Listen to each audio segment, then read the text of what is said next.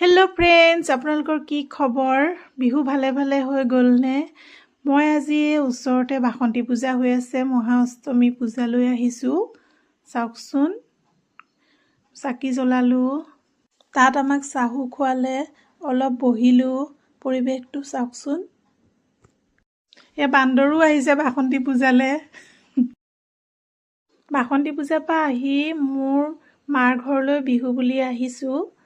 ইমান যে মনটো ভাল লাগিছে। এতিয়া পামেই, 20 মিনিটৰ ৰাস্তাহে। আহি পাই গ'লোহি মা ঘৰ। মাহঁতো আহিছে। এজনী মোৰ মা। ঘৰলৈ আহি যে ইমান ভাল লাগিলে। হুঁচৰিও দেখিবলৈ পালোঁ। এয়া চাওকচোন, এইটো মোৰ সৰু ভাইটি।